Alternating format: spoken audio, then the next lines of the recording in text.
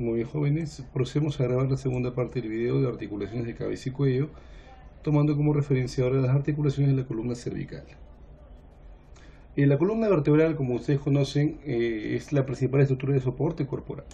¿Sí? Y está conformada por varios segmentos: región cervical, 7 vértebras; región torácica, 12 vértebras; región lumbar, 5 vértebras; el sacro, que está conformado por 5 vértebras fusionadas; y el coxis por 4 a 5 vértebras fusionadas. Hay algunos textos donde refieren que si el sacro está conformado por 5 vértebras fusionadas, el coxis va a estar conformado por 3. Así como hay textos que dicen que si el sacro está formado solamente por 4 vértebras fusionadas, el coxis va a estar conformado por 4 vértebras coxígeas fusionadas. En total, entre ambos huesos deberían haber un promedio de 8 huesos, ¿sí? Tanto entre el sacro y lo que es el coxis. La función más importante de la columna vertebral es, además de dar soporte corporal, es proteger a la médula espinal. Muy bien, como se les mencionó, está conformado por vértebras cervicales, torácicas, lumbares, vértebras fusionadas sacras y vértebras fusionadas coxígeas. Hay diferencias particulares entre uno y otro. Por ejemplo, cuando hablamos de vértebras cervicales, hablamos de una primera y una segunda vértebra cervical diferenciada del resto. La primera vértebra se denomina atlas, la segunda vértebra se denomina axis. Tenemos entonces el atlas y el axis. Las cervicales poseen, por ejemplo, apoyos transversas en las cuales hay agujeros, a diferencia de mis vértebras torácicas, en las cuales las transversas no poseen agujeros, pero sí carillas articulares para los tubérculos costales de las costillas, y las lumbares poseen transversas con espacios o regiones muy pequeñas, puesto que serían consideradas rezagos de costillas. Por eso las transversas lumbares se les conocen como apófisis costiformes. Vamos en la parte gráfica a describir justamente las diferencias entre uno con respecto a otro. Acá vemos la columna vertebral: 7 vértebras cervicales, 12 vértebras torácicas, 5 vértebras lumbares, el sacro, y en la parte distal lo que es el coxis. Acá nosotros podemos visualizar lo que son en el plano sagital, cómo esta columna vertebral forma curvaturas. Tenemos la lordosis cervical, que es una concavidad posterior; la sifosis torácica con concavidad anterior; la lordosis lumbar con concavidad posterior; y mi sifosis sacrocoxígea con concavidad anterior. Entonces tenemos la lordosis cervical, sifosis torácica, lordosis lumbar, sifosis sacrocoxígea. Muy bien. Si hablamos de los tipos de articulación, encontramos nosotros que la articulación que suele predominar a nivel de la columna vertebral son las anfiartrosis. ¿Sí? Las anfiartrosis. Esas básicamente las encontramos entre los cuerpos de una vértebra con respecto a otra vértebra, entre el cuerpo de dos vértebras contiguas, y está formado básicamente por discos intervertebrales. ¿Sí? La presencia de ese disco intervertebral formado por un fibrocartílago o cartílago fibroso permite caracterizar a este tipo de anfiartrosis, llamada en particular anfiartrosis verdadera. ¿Sí? Además que las vértebras no solamente se articulan entre sí debido a este tipo de articulación, sino que a la vez poseen apófisis articulares. Y la articulación que existe entre las apófisis articulares de dos vértebras próximas, tanto al lado izquierdo como al lado derecho, son de artrosis tipo artrodies. Es decir, no permite movimiento angular, pero sí movimiento de deslizamiento y torsión. O sea, desliza y tuerce. Hay un movimiento de deslizamiento, un movimiento de torsión, más no un movimiento angular. Sí, vamos a caracterizar a todas ellas más adelante. Acá ustedes pueden ver lo que es la estructura propia de lo que es la región cervical. Aquí encontramos una primera región que le corresponde a la región cervical superior, conformada por el atlas y el axis, y la región cervical inferior conformada por la tercera, cuarta, quinta, sexta y séptima vértebra cervical. Acá visualizamos a la primera vértebra torácica, puesto que ahí se origina la primera costilla, y abajo a la segunda vértebra torácica, visualizando aquí a la segunda costilla. Entonces, cuando hablamos de movimientos de la columna vertebral, hay que tener en consideración algo muy importante. Todo movimiento de un segmento de columna vertebral inferior, o todo movimiento de alguna vértebra en particular, tiene que tener un apoyo, y el apoyo siempre se va a ubicar en la zona inferior. Entonces, si yo quiero hablar de movimientos de columna cervical, la zona de apoyo y soporte importante es la columna vertebral torácica. Y si hablo de movimientos de la columna vertebral torácica, la zona de apoyo importante va a ser la columna vertebral lumbar. En todo caso, la pelvis, conformada dentro de su estructura, además de los coxales, por el sacro y coxis, le dan el soporte suficiente a la columna vertebral desde abajo hacia arriba para poder hacer los movimientos. Encontramos aquí a las dos primeras vértebras cervicales diferenciadas, al atlas y al axis. El atlas, como ustedes se percatan, no tiene un cuerpo y no tiene una apófisis espinosa. Lo habitual de una vértebra vendría a ser la presencia de un cuerpo vertebral, un pedículo vertebral que une al cuerpo vertebral con las apófisis articulares, tanto superiores como inferiores, las apófisis transversas, las láminas vertebrales y la espina vertebral, ¿sí? O sea, habitualmente toda vértebra que debe poseer un cuerpo que es anterior, un pedículo que relaciona el cuerpo con tanto las apófisis articulares superiores e inferiores y las apófisis transversas. Eso forma parte del denominado arco anterior de toda vértebra. El arco posterior va a estar conformado por las láminas vertebrales y las apófisis espinosas. El atlas no posee esa particularidad a diferencia del axis. El atlas posee un arco anterior, el cual tiene un tubérculo anterior y una carilla articular para el diente del axis. Posee un arco posterior en vez de láminas vertebrales y un tubérculo posterior en vez de espina.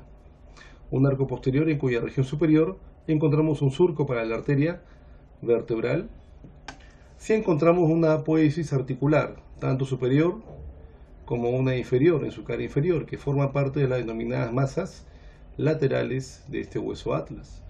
Una apófisis articular superior con una carilla articular superior que es cóncava en todo sentido, que es la denominada cavidad glenoidea, puesto que ahí se va a articular lo que es el cóndilo del hueso occipital, uno para cada lado. Y en la cara inferior una carilla plana, ligeramente convexa en sentido anteroposterior, que forma una artrodia con respecto a las carillas superiores de la región articular del axis. ¿Sí? Articulación atlanto-axoidea de tipo artroide, a pesar de que la articulación se describe como una que no es totalmente plana, con una ligera convexidad anteroposterior que más adelante describiremos. Entonces, lo particular del atlas es la presencia del arco anterior del atlas con un tubérculo anterior y una carilla articular para el diente del axis, el arco posterior del atlas con un tubérculo posterior y un canal para la arteria vertebral, las masas laterales del atlas en las cuales encontramos la apófisis articular superior con su carilla articular superior que equivale a una cavidad glenoidea, tanto en el lado izquierdo como en el lado derecho. Cavidad glenoide que permite la articulación de los cóndilos del hueso occipital y desde el punto de vista estructural forman condilartrosis. La carilla articular inferior que le corresponde a la apófisis articular inferior en la otra cara que mira hacia el hueso axis, que al articularse con estas dos regiones del axis forman dos artrodias, y las apófisis transversas en las cuales ubicamos a los agujeros transversos. Con respecto a lo que es el axis, posee la estructura similar a cualquier vértebra cervical: un cuerpo vertebral, un pedículo vertebral, una apófisis articular superior con su carilla articular superior, una apófisis articular inferior con su carilla articular inferior, apófisis transversas con sus agujeros transversos, láminas vertebrales y una espina vertebral la cual es bituberosa. Lo característico de este hueso es que justo por encima y hacia anterior de esta vértebra, justo por encima del cuerpo del axis, encontramos al diente del axis o la apófisis odontoides, la cual posee una carilla anterior que se articula con esta carilla del hueso atlas, formando la articulación odontoatloidea, y una pequeña carilla posterior en la cual ubicamos un ligamento, que es el ligamento que permite estabilizar esta articulación odontoatloidea. Siguiendo revisando el modelo, vemos acá nosotros, esto equivale al hueso occipital y este es el cóndilo del hueso occipital. Entonces, el atlas, ¿qué le ofrece al cóndilo del occipital? Le ofrece una cavidad glenoidea. Cuando la cabeza va a flexión, vemos que el cóndilo del occipital se desliza a posterior y el espacio que hay entre lo que es el hueso occipital y el arco posterior del atlas se abre. En cambio, cuando hacemos la extensión de cabeza, el cóndilo desliza hacia adelante y al hacerlo se genera un pinzamiento a posterior por aproximación de lo que es la tabla externa del hueso occipital con respecto al arco posterior del atlas y también lo que es la espina del axis. Entonces, durante la flexión de cabeza, el cóndilo desliza a posterior con respecto a lo que es la glenoide del atlas, y en extensión de cabeza el cóndilo desliza anterior. ¿Sí? Desliza anterior con respecto a la cavidad glenoidea que le ofrece el hueso atlas. Muy bien, y eso genera apertura o cierre del espacio interarticular posterior. ¿Sí? En otra imagen, acá ustedes pueden visualizar al hueso occipital. ¿Sí? Al hueso occipital encontramos acá lo que es el atlas, tanto con su apódice articular superior como la apódice articular inferior, y se ve que si analizamos la articulación con mucho más detalle, hacer la articulación sinovial, encontramos la presencia de algunos ligamentos que después vamos a describir. Primero acá ustedes pueden ver cómo al momento de realizar la flexión de cabeza se produce un deslizamiento del cóndilo occipital a posterior con respecto a la cavidad glenoide del atlas. ¿De acuerdo? ¿Está bien? Pero en conjunto la cabeza hace un fenómeno de rodamiento que más adelante lo vamos a ver. En cambio, durante la extensión de cabeza, vemos que el deslizamiento es anterior de la articulación occipito-atloidea, ¿sí? Del cóndilo occipital con la glenoide del atlas, pero toda la cabeza hace un movimiento de rodamiento posterior, que más adelante lo vamos a ver. Ahora acá visualizamos lo que es el axis. Y lo importante de esta imagen es lo siguiente. Acá ustedes pueden ver cómo este hueso axis, miren, para que ubiquen bien, este es el atlas y este es el axis, ¿sí? El axis con su cuerpo, y acá está la apódice odontoides. Vemos que la articulación que existe a nivel lateral, en ambos lados, entre lo que es el atlas y el axis, a ambas carillas articulares las puedo proyectar a manera de un cilindro. Es decir, las carillas articulares inferiores del atlas yo las puedo proyectar y formo un círculo en el plano sagital en una vista lateral, y la carilla articular superior del axis también yo la puedo proyectar formando un círculo. ¿Y esto qué es lo que denota esta imagen? Que si yo proyecto entonces las carillas articulares de este hueso axis, proyectando solamente la carilla articular superior que le ofrece hacia la carilla inferior del atlas, puedo formar un cilindro. Y acá se ve con mucho más detalle. ¿Sí? ¿Qué va a permitir esto? Que durante los movimientos del atlas con respecto al axis, recuerden que el atlas se mueve con respecto al axis, ya que la vértebra que está por debajo es la que le da sustento al movimiento de la vértebra que está por encima, le da soporte. Al momento de realizar la flexión del atlas con respecto al axis, es decir, proyectarse hacia adelante, vamos a ver nosotros que hay un ligamento posterior que se tensa, y el movimiento que realiza el atlas con respecto al axis sería un movimiento de pivoteo. Sí, un pivoteo hacia anterior. Mientras que durante la extensión de cabeza y cuando el atlas, ¿sí?, se proyecta posterior, vemos que el movimiento de pivoteo sería posterior. Entonces, esta articulación atlantoaxoidea o atloxoidea permite definir o caracterizar algunos movimientos denominados movimientos de pivoteo. Un pivoteo anterior durante la flexión de cabeza, donde el atlas en su extremo posterior sube, y un pivoteo a posterior durante la extensión de cabeza, movimiento durante el extremo posterior del atlas desciende. ¿Sí? Y acá un gráfico bastante importante. Acá ustedes pueden visualizar proyecciones. ¿Qué quiere decir eso entonces? Miren, desde el punto de vista anatómico, la articulación occipito-atloidea se cataloga como una condiloartrosis. ¿Por qué? Porque tenemos por parte del occipital un cóndilo al lado izquierdo o un cóndilo al lado derecho, y por parte del atlas tenemos una cavidad glenoidea en el lado izquierdo y una cavidad glenoidea en el lado derecho. Esto caracteriza la articulación como una de tipo condilar o una condilartrosis, tanto en el lado izquierdo como en el lado derecho, una bicondilia. Y por definición, toda articulación bicondilia solo permite movimientos en 2 grados de libertad, es decir, en 2 planos. Pero sabemos que la cabeza ósea con respecto al atlas puede hacer movimientos en los 3 planos, por lo cual hace movimientos multiaxiales, plano sagital, coronal y transversal. La cabeza ósea con respecto a lo que es el hueso atlas hace circunducción. Entonces yo lo que puedo hacer es proyectar lo que es la cavidad glenoide tanto izquierda como derecha del atlas, o en todo caso proyectar la convexidad del cóndilo occipital izquierdo del cóndilo occipital izquierdo con el cóndilo occipital derecho, y ya sea proyectando ambos cóndilos o ambas cavidades glenoides, puedo graficar una circunferencia cuyo centro es el centro O. ¿De acuerdo? Entonces aquí he proyectado una circunferencia cuyo centro es Y justamente esta vendría a ser la circunferencia. En una vista oblicua, esta es mi circunferencia, al proyectar justamente ambas cavidades glenoideas. Ahora, si yo proyecto ambas cavidades glenoides del atlas en el plano transversal, también ustedes pueden ver que se puede generar acá un círculo, ¿sí? Una circunferencia, un círculo, ¿sí? Acá hay una circunferencia.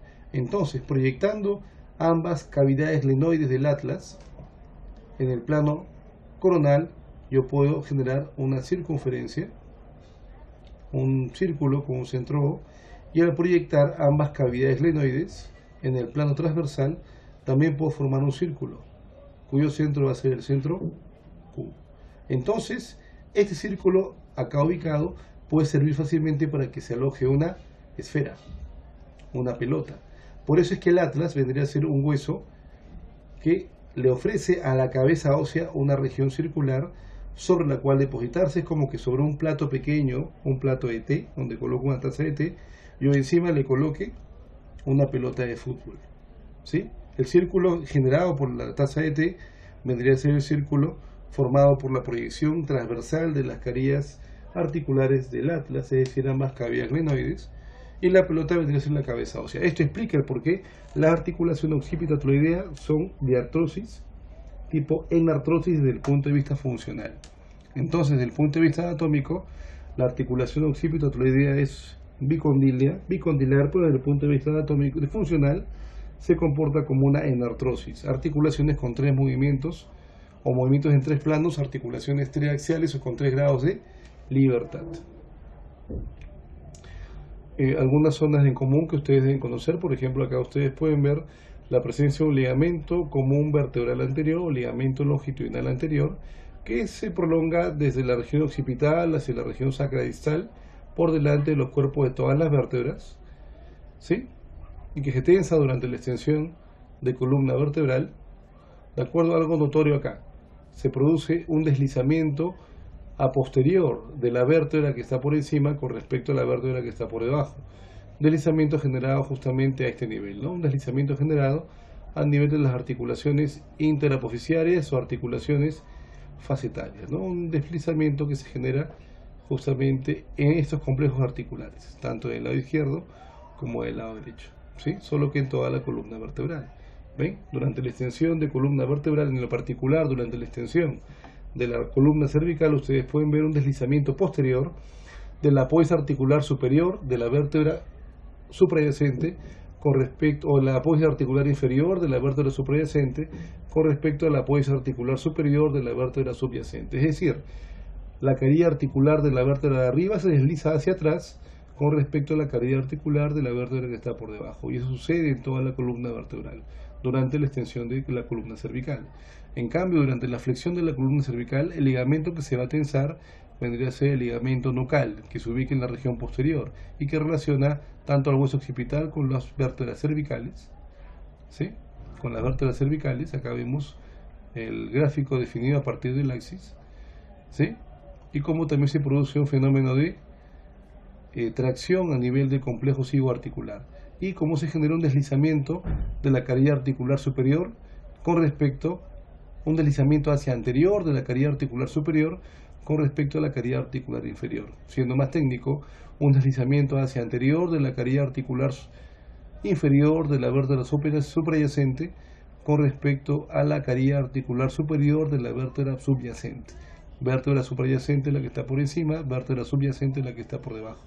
Repito, durante la flexión de cuello de la columna cervical se genera un deslizamiento anterior a nivel de mi articulación cigoapofisiaria, un deslizamiento anterior de la carilla articular inferior de la vértebra superior o suprayacente con respecto a la carilla articular superior de la vértebra inferior, o sea, la subyacente. ¿Sí? Perfecto. Y acá ustedes pueden ver la articulación odontoatloidea. Como les mencioné, el arco anterior del atlas, en su región posterior, genera una pequeña carilla articular para el diente del axis, y en la región posterior del diente del axis, el cual posee un base, una cabeza y un vértice, hay una pequeña limadura para la presencia de un ligamento que estabiliza la articulación, el ligamento transverso. Ahora, hablando de los complejos articulares, tenemos nosotros varios tipos de articulaciones de este nivel. En realidad Son 5 tipos de articulaciones, ¿sí? Tenemos las articulaciones propiamente dichas, que son las articulaciones de los huesos que forman así un complejo articular porque se unen cabos óseos, como la articulación occipito-atloidea y la articulación atlanto-axoidea, ¿sí? Occipital y atlas, occipito-atloidea, y la articulación atlanto-axoidea, el atlas y el axis, y también la articulación odonto-atloidea, que es la articulación del diente del axis con respecto al atlas. Acá se ve mejor, ¿sí? La articulación odonto-atloidea. Veo entonces varios complejos articulares. La articulación occipito-atloidea, ¿sí? La articulación atlanto-axoidea y la articulación odonto-atloidea. Esas tres son consideradas articulaciones reales, articulaciones verdaderas o articulaciones reales. Ahora, acá hay un dato que les puede servir bastante. Cuando yo hablo de una articulación como estas, en lo particular de la occipito-atloidea y la atlanto-axoidea, como son sinoviales, porque ambos extremos articulares son sinoviales, poseen cápsula articular con su membrana sinovial, líquido sinovial, típica articulación sinovial, siempre va a poseer toda articulación sinovial a este nivel, un ligamento anterior y un ligamento posterior. Entonces, vamos a ver acá, cuando relaciono a lo que es el arco anterior del atlas con el hueso occipital que está en la parte superior, al ser la articulación occipito-atloidea de tipo sinovial, por estas articulaciones, las cóndilo-occipitales, ¿sí? O las del cóndilo del occipital con la glenoide del atlas, al ser sinoviales, entre el arco anterior del atlas y el borde anterior del agujero magno del hueso occipital se proyecta un ligamento llamado ligamento occipito-atloideo anterior, ¿sí? Entonces hay un ligamento occipito-atloideo anterior en esta proyección, y hacia atrás, hacia el arco posterior del atlas y el borde posterior del agujero magno, en toda esta extensión, ligamento occipito-atloideo posterior. Entonces la articulación occipito-atloidea posee dos ligamentos: el ligamento occipito-atloideo anterior, que se proyecta desde el hueso occipital hacia el arco anterior del atlas, y el ligamento occipito-atloideo posterior, que se proyecta desde el hueso occipital hacia el arco posterior del atlas. Y algo similar sucede en la relación que existe entre este hueso atlas con el hueso axis, es decir, que el extremo o el borde inferior del arco anterior del atlas proyecta un ligamento en toda su extensión a relacionarse con la cara anterior del cuerpo del axis, y sería el ligamento atlanto-axoideo anterior. Entonces, ligamento atlanto-axoideo anterior entre el arco anterior del atlas y el cuerpo del axis en su cara anterior, ¿sí? Y a la vez un ligamento atlanto-axoideo posterior, un ligamento que va desde el extremo inferior del arco posterior del atlas hacia las láminas vertebrales del axis, láminas vertebrales y espinas del axis. Entonces, como las articulaciones, ambas occipito-atloideas, son sinoviales, y las articulaciones atlanto-axoideas laterales, ¿no?, son también sinoviales, encontramos ligamento occipito-atloideo anterior, occipito-atloideo posterior, y a la vez un ligamento atlanto-axoideo anterior entre el arco anterior del atlas y el cuerpo del axis, y un ligamento atlanto-axoideo posterior entre el arco posterior del atlas y las láminas vertebrales y espina del axis. Muy bien, ¿sí? Ya tengo estos dos tipos de ligamentos. Ahora, la articulación que vamos a estudiar con más detalle es la articulación odontoatloidea. Pasamos primero a esta imagen. Como ustedes pueden ver, para que se mantenga estable lo que es la articulación odontoatloidea, es decir, el diente del axis con respecto al arco anterior del atlas, es necesario que exista un ligamento que fije la articulación. Y el ligamento que fija la articulación va a ser este, el ligamento transverso, ¿sí? En la cara medial de ambas masas laterales del atlas encontramos dos tubérculos, los tubérculos transversos. Y justamente de esos tubérculos transversos se desprende el ligamento transverso. De ambos tubérculos transversos se va a desprender el ligamento transverso. Un ligamento transverso que pasa por la cara posterior del cuerpo del diente del axis y que mantiene próximo al diente del axis con respecto al arco anterior del atlas, ¿sí? Ligamento transverso. Ahora, acá ustedes lo pueden ver. Si yo corto este ligamento, veo acá el diente del axis. Este es mi ligamento transverso. Y este ligamento transverso va a poseer una proyección hacia el agujero magno y una proyección hacia la cara posterior del cuerpo del axis, como ustedes pueden ver. Mi ligamento transverso posee una proyección anterior hacia el agujero magno, ¿ven? Una proyección anterior hacia el agujero magno y una proyección superior, perdón, hacia el agujero magno del hueso occipital y una proyección inferior hacia la cara posterior del cuerpo del axis. En conjunto tendría formado el ligamento cruciforme. Ligamento cruciforme. Entonces, tengo mi ligamento transverso que se ubica por la cara posterior del diente del axis y que parte de mis tubérculos transversos que son mediales a las masas laterales del atlas, donde encontramos mis cavidades articulares, y que de la porción central de ese ligamento transverso se proyecta un ligamento hacia el agujero magno, borde anterior, y un ligamento hacia la cara posterior del cuerpo del axis, formando el ligamento cruciforme. Si no se han percatado, es una vista posterior, ¿sí? Es una vista posterior de la articulación. Estoy viéndolo desde acá.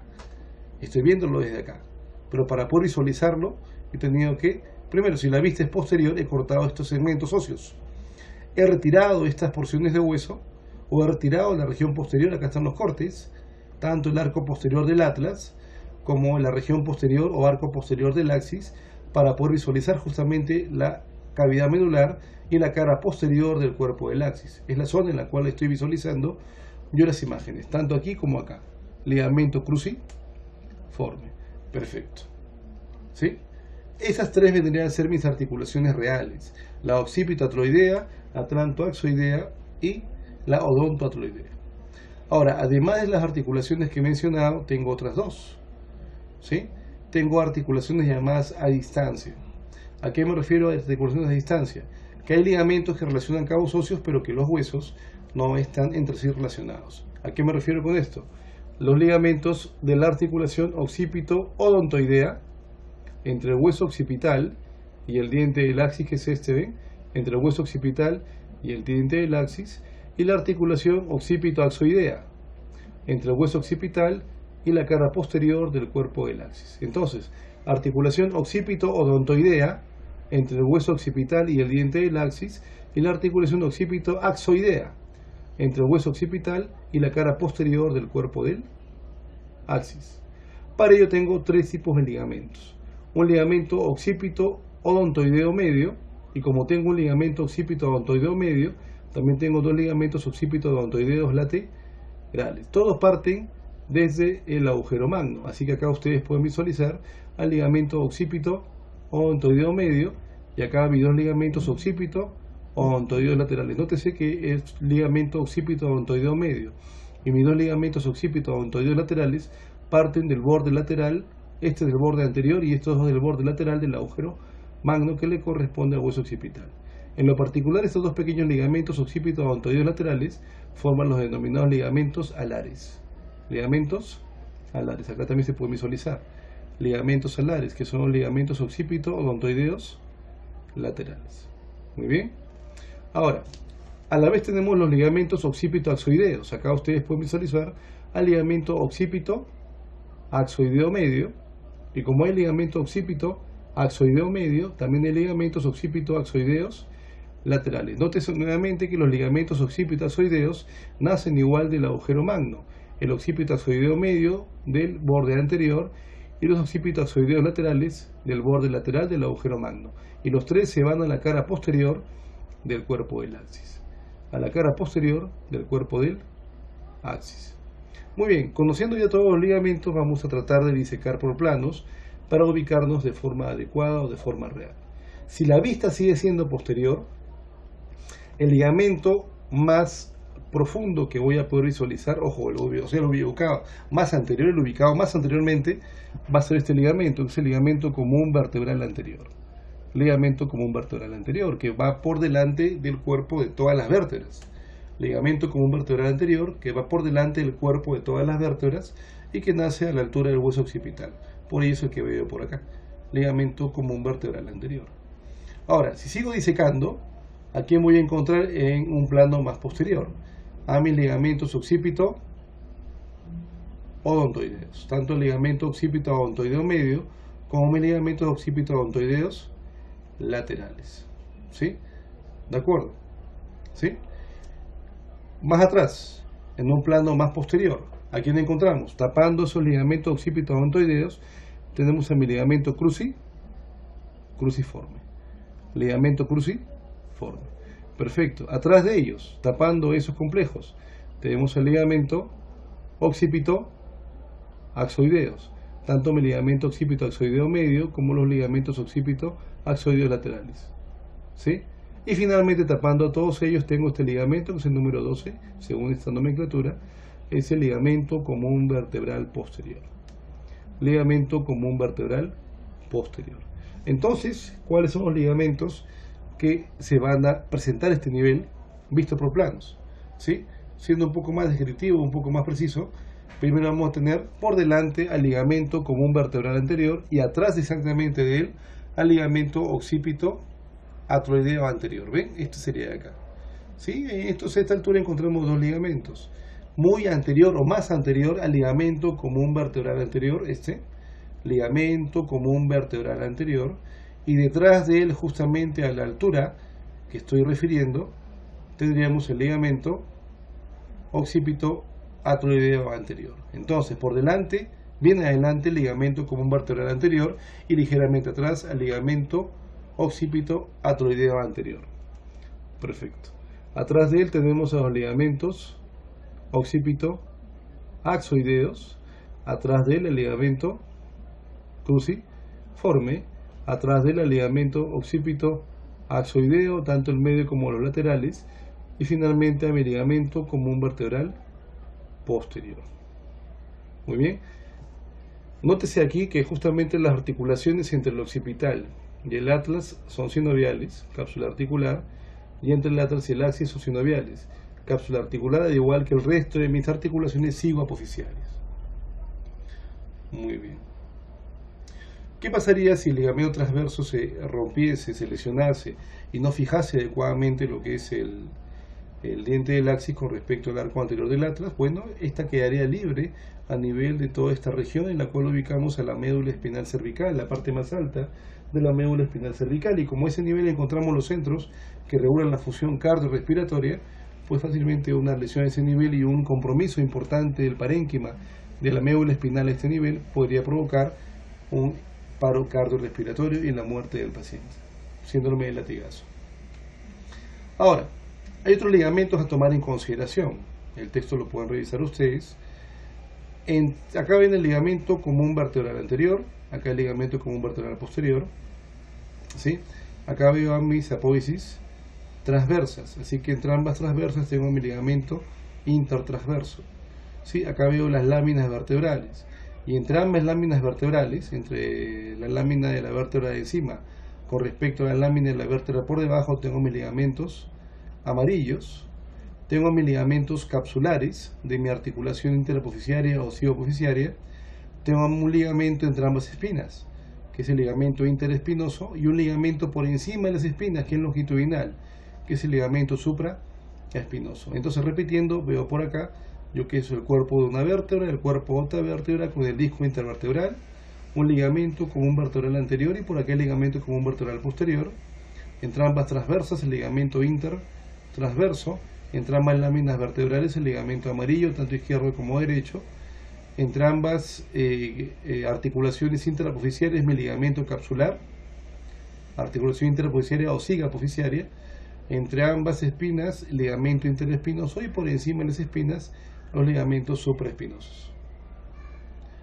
Muy bien, ahora con respecto al complejo o al movimiento que desarrolla la articulación, ustedes pueden ver que cuando hablamos de flexión o movimientos en varios planos con respecto a la articulación, el más complejo de evaluar vendría a ser los movimientos de la articulación en el plano sagital, por lo cual tenemos flexión de cabeza, que es diferente a la flexión de cuello, y si unimos ambas hay flexión de cabeza y cuello. Hay extensión de cabeza y a la vez una extensión de cuello, y si unimos ambas hay extensión de cabeza y cuello, ¿sí? Además, en lo que es el plano sagital hay un movimiento de la cabeza con respecto a la cervical, que se denomina protracción cervical, y otro de retracción cervical. Hacia el plano coronal los movimientos son más fáciles de describir. Tenemos la flexión lateral derecha, flexión lateral izquierda, y en el plano transversal la rotación de la cabeza a la izquierda y rotación de la cabeza a la derecha. ¿Sí? Muy bien, acá ustedes pueden revisar el texto en el cual ustedes pueden analizar los ángulos que se asumen existe a nivel de cada articulación. Por ejemplo, la articulación entre el occipital y atlas, solo 5 grados de flexión y 10 grados de extensión, ¿de acuerdo? Sin ningún componente rotacional, ¿de acuerdo? Y solamente en el plano coronal 5 grados. Cuando hablo de la articulación entre el occipital, entre lo que es el atlas y el axis, 5 grados de flexión, 5 grados de extensión, pero sí es importante el movimiento en el plano transversal, en lo particular cuando hablamos de lo que es la articulación odonto-atloidea, ¿sí? Como el diente del axis viene a ser una suerte de pivote, el atlas con facilidad puede rotar hacia la izquierda a 45 grados y a la derecha a 40-45 grados, generando un arco de movimiento bastante extenso. ¿Sí? Un arco de movimiento bastante extenso. Es más, inclusive este es más amplio de lo que yo he mencionado. Sí, hay que sumar los pequeños grados que se dan en cada complejo articular y vemos que esta articulación, la odontoatloidea, es la que permite movimientos en el plano transversal bastante extensos. ¿Sí? Acá ustedes pueden ver flexión craneocervical hasta prácticamente 50 grados, extensión es mucho más amplia, 85 grados. ¿Sí? Acá están los movimientos que les mencioné, el de protracción cervical y retracción, a diferencia de otros movimientos que ustedes pueden ver, donde ya sea durante la flexión o extensión, sea de cabeza, cuello o cabeza-cuello, la cabeza genera un movimiento angular con respecto al plano transversal. ¿Sí? Me refiero a que la línea de visión baja en flexión o sube en extensión. En el caso del movimiento de protracción cervical, ustedes pueden ver que la cabeza no hace un movimiento angular en el plano sagital, simplemente se proyecta en bloque hacia adelante, y al hacerlo vemos que la columna cervical se comporta de forma distinta o diferente. La región cervical superior se va a extensión, mientras que mi región cervical inferior se va a flexión. La región cervical superior se va a extensión y la región cervical inferior se va a flexión, mientras que durante la extensión de cabeza y cuello, la región cervical superior se va a extensión, a flexión, y la región cervical inferior se va a extensión. Entonces, durante la protracción cervical, la región cervical superior, atlas y axis se extiende y la inferior se va a flexión, y durante mi retracción cervical, la región cervical superior, atlas y axis se flexiona y la región cervical inferior se extiende. Muy bien. Cuando hacemos los movimientos de rotación axial, vemos que prácticamente se forma un arco de 90 grados tanto al lado izquierdo como al lado derecho, y este movimiento es bastante importante cuando lo analizamos con respecto a los complejos articulares. La articulación o las articulaciones que poseen acá un movimiento amplio, o el movimiento más amplio definido a niveles de complejo articular, viene a estar dado por la articulación odontoatloidea y encima de ella la articulación occipito-atloidea. Como les dije, debido a la proyección circular de las carillas articulares del atlas con respecto a lo que es la cabeza ósea, se define de manera funcional una enartrosis. ¿Sí? Muy bien. Acá está lo que les mencioné. ¿Sí? Si yo roto la cabeza, ¿sí?, a la derecha, que estoy visualizando, ¿sí?, que estoy el atlas rotándolo hacia la derecha, esta articulación genera un movimiento bastante importante, con una tensión de este ligamento, que es el lado izquierdo, ligamento alar, y un deslizamiento hacia adelante del atlas con respecto al axis, ¿sí?, un deslizamiento anterior del atlas con respecto al axis en el segmento izquierdo, y un deslizamiento a posterior del segmento derecho. Se entiende por qué ese deslizamiento indistinto en ambos lados, ¿sí o no? Como roto la cabeza a la derecha y el atlas rota a la derecha con respecto al axis, el axis con respecto a la tercera cervical no posee mayor movimiento, así que es un soporte importante para que se mueva lo que es el axis. Si el axis rota a la derecha, a rotar a la derecha, ¿qué genera? A rotar a mi derecha, genera por el lado derecho de la articulación interapofisiaria, por el lado derecho de mi articulación interapofisiaria, genera un deslizamiento posterior del atlas con respecto al axis, y por el lado izquierdo de mi articulación interapofisiaria, un deslizamiento anterior del atlas con respecto al axis.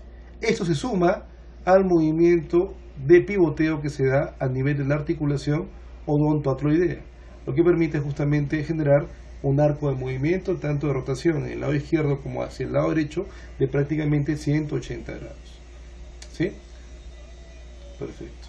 Durante la flexión lateral de cabeza y cuello vemos que son solo pequeños los ángulos, o el bostezo que se da entre un cabo óseo y otro es muy escaso, por lo cual solamente llego a un promedio de 40 grados de flexión lateral. Y eso que durante esta flexión lateral a la derecha se da un pequeño movimiento, hay un pequeño componente de rotación de las vértebras cervicales hacia justamente la derecha.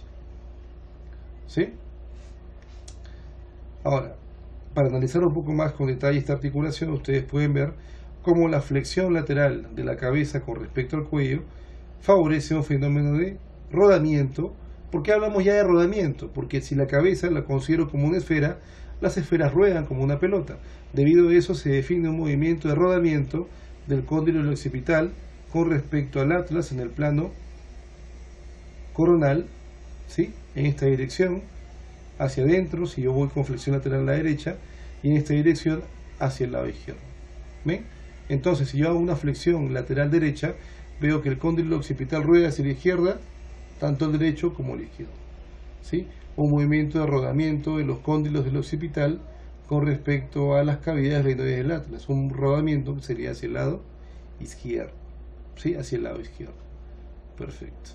Y durante los momentos de flexión lateral, lo que les mencioné, como además de los deslizamientos que yo puedo evidenciar, veo que no solamente se produce una lateralización de la vértebra de encima con respecto a la vértebra de abajo, o sea, no solamente se lateraliza la vértebra que está por encima con respecto a la vértebra que está por debajo, sino que para justamente facilitar que exista un movimiento importante a este nivel, vemos que estas artrodias, que son las articulaciones formadas, las artrodias entre C2, C3, C3, C4 y etcétera, tanto en el lado derecho como en el lado izquierdo, permiten un componente de rotación de la vértebra de encima con respecto a la vértebra de abajo.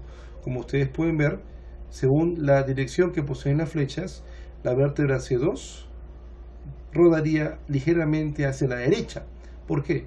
Porque en el lado derecho de la articulación pseudoapofisiaria hay un deslizamiento posterior de C2 con respecto a C3 y un deslizamiento anterior de C2 con respecto a C3.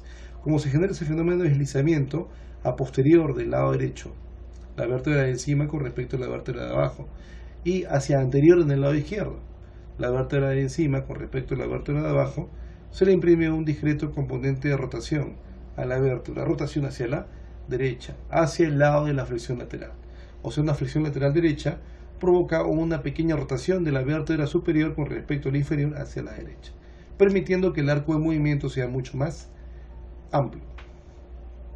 Muy bien, ha sido todo con respecto al video de articulaciones de columna cervical. Buenas noches.